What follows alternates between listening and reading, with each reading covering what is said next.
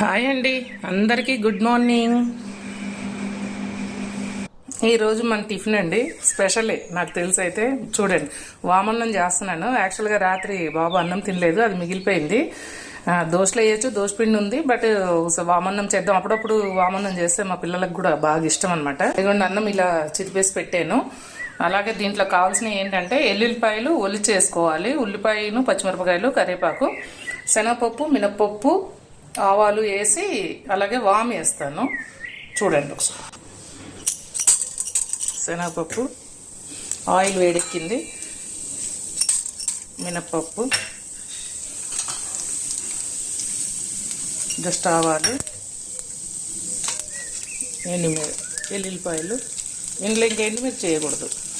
అంటే మేమైతే వామన్నం ఇలా చేసుకుంటామండి. మరి మీరు ఎలా చేస్తారు తెలియదు. నాకు మా అమ్మ దగ్గర నుంచి ఇలా చేయడం అలవాటు. మా అమ్మలు కూడా ఇలాగే చేసేవారు. సో దీంట్లోనే కొంచెం ఉల్లిపాయలు, పచ్చిమిరపకాయలు, ఇదిగోండి వాము కూడా వేసాను. చక్కగా ఇదంతా ఎర్రగా వేగిన తర్వాత దీంట్లో పసుపు, ఉప్పు వేసేసి మగ్గేట అన్నం వేసి కలిపేయడమేనండి. సింపుల్ రెసిపీ అండి ఇది. ఇదిగోండి ఉప్పు, పసుపు వేసాను, జస్ట్ ఇలా మగ్గడం. ఇదిగోండి ఇలా అన్నం వేసాను. దీన్ని చక్కగా పైకి కింది కలిపేసేసి సిమ్లో పెట్టేసుకొని మూత వేసుకొని ఒక్క 5 minutes మగ్గితే వేడిగా అయిపోతుంది, మొత్తం కలిసిపోయి. ఎంత కలర్ఫుల్గా ఉందో కలిపేసాక ఇలా మూత పెట్టేస్తే 5 నిమిషాల్లో మగ్గిపోతుంది. మనం ఇప్పుడు కరాచీ హల్వా చేసుకుందాము. అదే బాంబే హల్వా అని కూడా అంటారు కదా. ఎలా సింపుల్గా చేసుకోవచ్చు, ఇంట్లోనే చేసుకోవచ్చు మనం. చూడండి, ఇది 250 mlది. దీంట్లో 1/4 కప్పు కార్న్ ఫ్లోర్ వేసాను, 1.5 కప్పు. దాంతో 1/4 కప్పు కార్న్ ఫ్లోర్ వేసాను కదా, 1.5 కప్పు వాటర్ పోసాను. దీన్ని ఉండలు లేకుండా చక్కగా ఇలా మిక్స్ చేసుకోవాలి, ఉండలు కట్టనివ్వకూడదు. చూడండి, ఈ కప్పుతోటి 1.5 కప్పు షుగర్ వేసాను, 1.5 కప్పు వాటర్ పోసాను దీంట్లో. ఇప్పుడు స్టవ్ అంటించి మనం దీన్ని షుగర్ కరిగే వరకు ఇలా కలుపుకుంటూ ఉండాలి.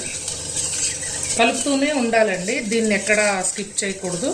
అంటే షుగర్ కరగాలి, ఆ తర్వాత మనం దాన్ని కార్న్ఫ్లోర్ని యాడ్ చేసుకుంటాం.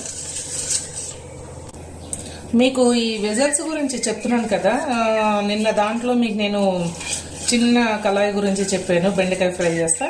ఇదిగోండి, ఇది ఒకటి. ఇదైతే చక్కగా 1.5 kg కర్రీ వండుకోవచ్చు. ఇది ట్రిపుల్ ఇదే. అంటే 3 లేయర్లుగా ఉంటుందండి. అసలు ఇందులో మాడదు. వంట చేసుకోవడం కూడా చాలా చాలా ఈజీగా ఉంటుంది. అసలు క్లీనింగ్ కూడా బాగుంటుంది. ఇదిగోండి, నేను ఇది తీసుకొని 1.5 year అయింది. ఎక్కడన్నా షైనింగ్ తగ్గిందా? ఎక్కడ మాడడం కానీ, ఇప్పుడు మనకు అల్యూమినియం అయితే అడుగంటేసి మాడేసి నల్లగా అయిపోతూ ఉంటాయి కదా, ఇది అసలు అవ్వదు. చక్కగా ఈజీగా మనము క్లీనింగ్ చేసుకోవచ్చు. అలాగే మనకి దీంట్లో డిష్ వాషర్లో కూడా హ్యాపీగా పెట్టేసుకోవచ్చు. ఏదన్నా ఎప్పుడన్నా మనం మర్చిపోయి మాడిపోయినా కూడా చాలా ఈజీగా క్లీన్ అయితే అయిపోతుంది. దీనికి కూడా లిడ్ ఇదిగోండి ఇలా వచ్చింది. గాజు లిడ్డు. స్టీలీ కూడా ఉంటాయి. కొంచెం స్టీలీ అయితే కాస్ట్ ఎక్కువ అవుతుంది.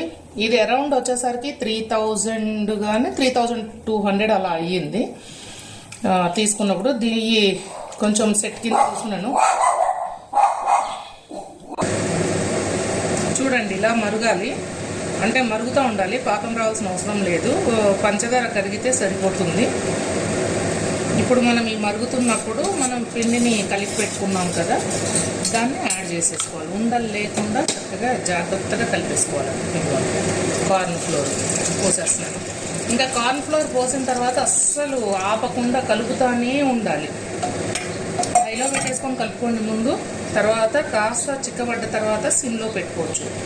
చూసారా, ఇలా ఉంటుందా? ఇది గట్టిపడిపోవాలి. గట్టిపడేదాకా ఇలా కలుపుతానే ఉండాలి. మీకు చూడండి, ఇలా కలుపుతానే ఉండాలి. చక్కగా కలుపుతుంటే ఇది దగ్గరకు అయిపోతూ ఉంటుంది.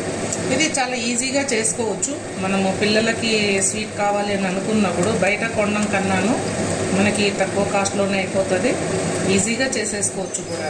కొంచెం టైం స్పెండ్ చేస్తే ఏదైనా ఇంట్లో చేసుకోవచ్చండి. నేనైతే మ్యాక్సిమం కొనడం కన్నాను ఇంట్లో అన్నీ ప్రిపేర్ చేయడానికే చూస్తాను. బిర్యానీలైనా ఏవైనా కూడా. చూసారా, ఇలా దగ్గరకు అయిపోతుంది. అసలు ఇలా కలుపుతానే ఉండాలి మనం. కనిపిస్తుందా మీకు? ఇలా దగ్గరికి అయిపోతా ఉంది. దగ్గరగా చూపిస్తాను. జస్ట్ ఒక 2-3 మినిట్స్లో ఇలా అయిపోయింది. మనం ఇప్పుడు ఈ టైంలోనే మనం కొంచెం నెయ్యి, ఒక 5 స్పూన్స్ అయితే నెయ్యి ఒక 2 మినిట్స్కి ఒక్కొక్క స్పూన్ యాడ్ చేసుకుంటూ వెళ్ళాలి. ఫుడ్ కలర్ యాడ్ చేశాను, జస్ట్ 1 డ్రాప్ యాడ్ చేశాను. ఇది ఆర్గానిక్ ఫుడ్ కలరేనండి. మనకి కొంచెం కుంకుమ పువ్వు వేసుకున్నా కూడా బాగుంటుంది, కలరు మంచిది కూడాను. సో నా దగ్గర అయితే కుంకుమ పువ్వు రెడీగా లేదు, అందుకని ఈ ఫుడ్ కలర్ ఉంటే నేను ఇది యాడ్ చేశాను. ఇప్పుడు మనం నెయ్యి కూడా యాడ్ చేస్తూ ఉండాలి. ఇలా ఒక స్పూను ఒక 5 స్పూన్స్ అయితే నెయ్యి యాడ్ చేయాలండి. జస్ట్ 1 మినిట్కి అలా యాడ్ చేసుకుంటూ వెళ్ళాలి. వేసుకొని ఇలా కలుపుతానే ఉండాలి, మనం అసలు ఆపకూడదు. చూసారా, మీకు ఇది స్టీల్దైనా కూడా ఎక్కడన్నా అడుగంటడం కానీ మాడడం కానీ జరుగుతుందేమో. చూడండి ఎంత బాగా అవుతుందో. ఇదిగోండి, చూసారా. మళ్ళీ ఒక స్పూన్ యాడ్ చేశాను నెయ్యి, కలుపుతూనే ఉండాలి. లాస్ట్ 5th స్పూన్ కూడా యాడ్ చేసాను నెయ్యిని. ఇలా ఆపకుండా కలుపుతానే ఉండాలండి, ఎక్కడ మనకి ఇబ్బంది లేకుండా, అంటే అడుగంటకుండా. చూసారా, ఎక్కడ అడుగంటట్లేదు. నెయ్యిను ఇది హల్వా విడిపోవాలి. నెయ్యి విడిపోయింది అంటే, నెయ్యి తేలింది అంటే ఇంకా మనకు అయిపోయిందని అర్థం అనమాట. దీంట్లోనే కొన్ని డ్రై ఫ్రూట్స్ కూడా వేసేస్తున్నాను.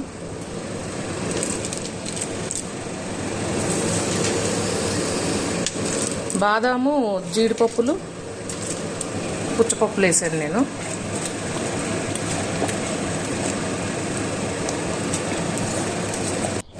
చూడండి, ఇలా కలుపుతానే ఉండాలి అయ్యేదాకా. మీడియం ఫ్లేమ్లో పెట్టేసాను మంటని.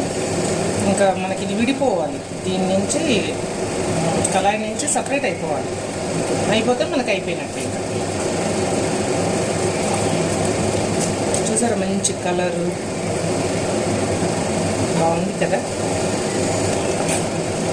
ఇలా సింపుల్గా పిల్లలకి చేసి పెట్టండి. బయట ఏవో కెమికల్స్ వేసి వండేసే బదులు ఒక్క 10 నిమిషాలండి. మనం చేయదాల్చుకుంటే ఏముంది.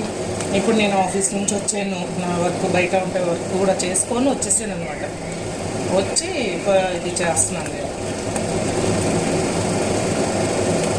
పిల్లలు ఇష్టంగా తింటారు కదా. కొంచెం ఇంటి ఫుడ్ని మనమే అలవాటు చేయాలి పిల్లలకి. మనం జనరల్గా పిల్లలు బయట ఫుడ్కి ఎందుకు అలవాటు పడతారంటే, మనము చేసి పెట్టలేము. ఎందుకంటే పిల్లలు ఇప్పుడు స్కూల్కి వెళ్ళే పిల్లలు, కాలేజ్కి వెళ్ళే పిల్లలైనా ఫ్రెండ్స్ రకరకాలుగా తింటూ ఉండడం చూస్తారు బయట. అదే ఆ ఫ్రెండ్స్ కూడా వాళ్ళ ఇళ్ళల్లో వాళ్ళ మదర్ వాళ్ళు అలా రకరకాలుగా చేసి పెట్టుంటే వాళ్ళు బయట తినరు. బట్ ఇది వాళ్ళకి తెలియదు కదా. వాళ్ళు చూసారు వాళ్ళ అమ్మ చేసిన బయట తింటారు కదా, అదొక మోజు అనమాట.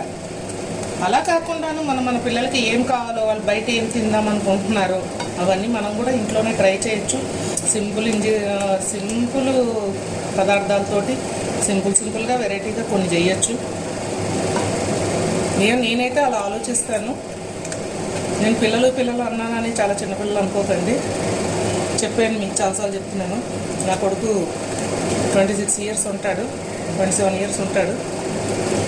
సో వాడు, పాపకు మ్యారేజ్ అయిపోయింది కదా. పాపకు ఒక బాబు ఉన్నాడు, వాడి కోసం చేస్తాను. సో ఎంత బిజీలోనే ఉండనియండి, వాళ్ళ కోసం ఏదో ఒకటి వండి వాళ్ళు ఇష్టంగా తింటూ ఉంటే చాలా బాగుంటుంది కదా మనకి. నాకైతే చాలా ఇష్టం అండి. మనం వండింది వాళ్ళు మెచ్చుకొని తింటూ ఉంటే, వాళ్ళకి నచ్చి తింటూ ఉంటే నాకు ఎంత ఇష్టంగా ఉంటుందో. ఎంత కష్టమైనా కూడా నాకు ఇబ్బంది అనిపించదు. నాకు ఒకప్పుడు అనిపించేది, నేను చాలా నార్మల్ పీపుల్ నుంచి, జీరో నుంచి ఎదిగామని చెప్పాలి. ఇన్నేళ్ళు పట్టింది సైడ్కి రావడానికి. నేనైతే ఒకటే అనుకునేదాన్ని ఎప్పుడు కూడా. నేను ఒక షాప్కి పిల్లల్ని, నా హస్బెండ్ని తీసుకొని వెళ్తే వాళ్ళు ఏం కొనుక్కున్నా నేను నా ఏటీఎం కట్టేయాలి.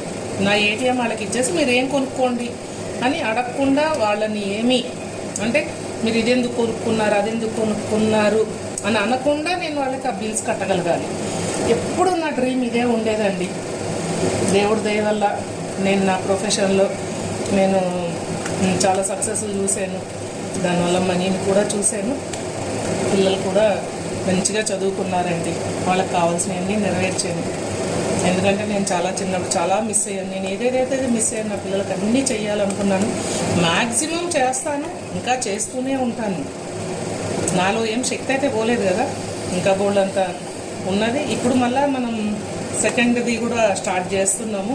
ఇప్పుడు నేను అసలు యాక్చువల్గా సెకండ్ ఇన్నింగ్స్ అని అనుకోవాలి. ఇప్పటిదాకా చేసిన జాబ్ ఒక ఎత్తు, ఇప్పుడు చేసేది ఒక ఎత్తు. ఇప్పటిదాకా ఏంటంటే పిల్లలు సెటిల్ అవ్వాలి, వాళ్ళని చదివించాలి అని పరిగెత్తేదాన్ని. ఇక ఇప్పుడు ఏంటంటే నా సంతోషం కోసం నాకు ఏదైతే ఇష్టమో అది నేను చెయ్యాలని అనుకుంటున్నాను. ఈవెంట్ మేనేజ్మెంట్ నాకు ఎప్పుడు అంటే పబ్లిక్ తోటి మెలగాలని, వాళ్ళతోటి మాట్లాడాలని ఇలా చాలా ఇష్టంగా ఉంటుందండి. వాళ్ళ జీవన విధానాలు తెలుసుకోవాలని నాకు చాలా ఇష్టం. ట్రావెల్ చేయడం చాలా ఇష్టం, పని చేయడం చాలా ఇష్టం. ఇవన్నీ కూడా చాలా ఇష్టంగా ఉంటాయి. కొంచెం ఒక 4 years ఏదో ఫ్యామిలీ ప్రాబ్లమ్స్ వాళ్ళు డిస్టర్బ్ అయ్యాను తప్ప అదర్వైజ్ హ్యాపీగా చేస్తాను.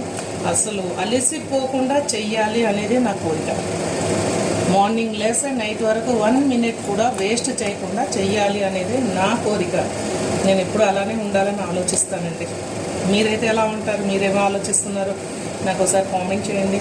నేను ఆలోచించేది తప్పో రైటో కూడా చెప్పండి. నువ్వు ఇలా ఆలోచిస్తున్నావు, మీకు ఇది ఇలా కాదు వేరేలాగా ఆలోచించాలని కూడా చెప్పండి. ఎందుకంటే నేను ఇప్పుడు నిత్య విద్యార్థిని. ఎవరు ఏం చెప్పినా, ఎవరన్నా నన్ను విమర్శించారనుకోండి, నేను అది కోపం కింద తీసుకోను. ఎందుకంటే 100% మనం ఎవరిని సాటిస్ఫై చేయలేము. మనం ఎంత ఎఫర్ట్ పెట్టి చేసినా కూడా, చాలా ఎఫర్ట్స్ పెట్టి చేసినా కూడా 100% ఎవరిని సాటిస్ఫై చేయలేము. ఈ నిజం మనం తెలుసుకోగలిగితే మనల్ని ఎవరైనా విమర్శించినా కూడా కరెక్టే, మనం చేసింది వాళ్ళకి నచ్చలేదేమో, మనం ఇది మార్చుకోవాలేమో అనుకోవాలి. నేనైతే అలానే ఆలోచిస్తాను. నా పిల్లలకు అదే చెప్తాను. ఓకే, ఇది మీరు చేసింది నచ్చలేదు కాబట్టి వాళ్ళు నచ్చలేదని అన్నారు, దాని గురించి నువ్వు కోప్పడాల్సిన అవసరం లేదు. వాళ్ళకి నచ్చలేదు, నీ కోణంలో అది రైట్ అయినప్పుడు వాళ్ళ కోణంలో అది తప్పయి ఉండొచ్చు. ఒకవేళ అలా కూడా ఆలోచించి చూడు, నువ్వు వాళ్ళ ప్లేస్లో నువ్వు ఉండి కూడా ఆలోచించి చూడు అంటాను. ఎవరైనా మనం కోప్పడ్డారు, ఇప్పుడు ఆఫీస్లో ఉన్నారు, బాసులు కోప్పడ్డారు. ఎందుకు కోప్పడతారు? ఇప్పుడు మనం సరిగ్గా పెర్ఫార్మెన్స్ చేయలేదు, కోప్పడ్డారు. వాళ్ళ ప్లేస్లోకి వెళ్తే ఏమో అర్థమవుతుంది, వాళ్ళ బాసులు వాళ్ళని కోప్పడి ఉంటారు కదా. సో మనం కోప్పడ్డారు కదా అని చెప్పేసి మనం ఎంతని ఇబ్బంది పడి బాధపడాల్సిన అవసరం లేదు. ఎక్కడ మనం కరెక్ట్ చేసుకోవాలండి. ఈ మధ్య నేను అదే చెప్తాను కదా, ఒక వీడియోలో కూడా చెప్పాను, పవన్ కళ్యాణ్ గారిని చూస్తే ఎంతో ఇన్స్పిరేషన్గా ఉంటుంది. ఆయన ఎన్ని అవమానాలు పడ్డా కూడా ఎక్కడా తగ్గలేదు. ఎక్కడా తగ్గకుండా ఆయన ఈరోజు విజయాన్ని సాధించారు. అందుకంటే ఎవరన్నా అన్నా కూడా దాన్ని మీరు పొగిడితేనే కాదండి, విమర్శిస్తే అది ఇంకా ఎక్కువగా మీరు తీసుకోవాలి. ఓకే, నా లోపం ఎక్కడ ఉంది, నేను ఎక్కడ సెట్ చేసుకోవాలి నన్ను అని అనుకోండి. కరెక్ట్గా కరెక్ట్ వేలో వెళ్తారు. ఎప్పుడైనా అంతే.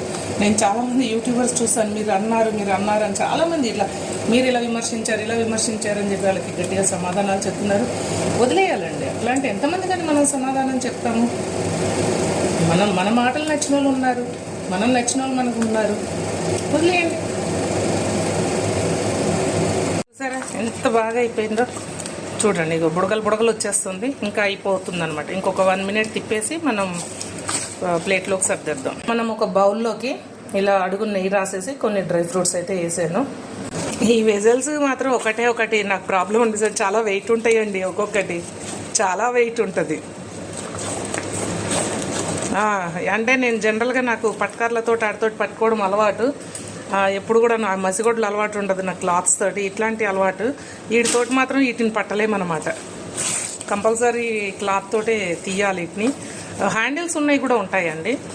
మార్నింగ్ మీకు బెండకాయ ఫ్రై చేసిన వెజిల్ ఉంది, అది హ్యాండిల్స్ ఉన్నాయి కూడా ఉంటాయి. ఇది హ్యాండిల్ లేకుండా బాగుంది కదా అని తీసుకున్నాను దీన్ని.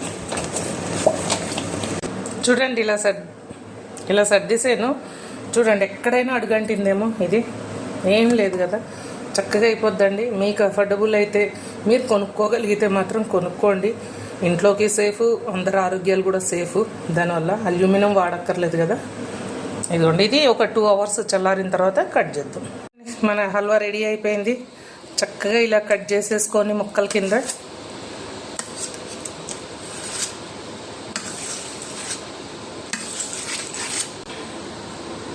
ఇదిగోండి, చక్కగా ఎంత బాగుందో. టేస్ట్ కూడా చాలా బాగుంది. ఇదండి మన చిన్ని వీడియో. ఈరోజు హల్వా ఎలా తయారు చేయాలి, కరాచీ హల్వా ఎలా తయారు చేయాలో చూపించాను. మీకు ఈ చిన్ని వీడియో నచ్చితే లైక్ చేయండి, షేర్ చేయండి, సబ్స్క్రైబ్ చేయండి. Thank you friends, thank you.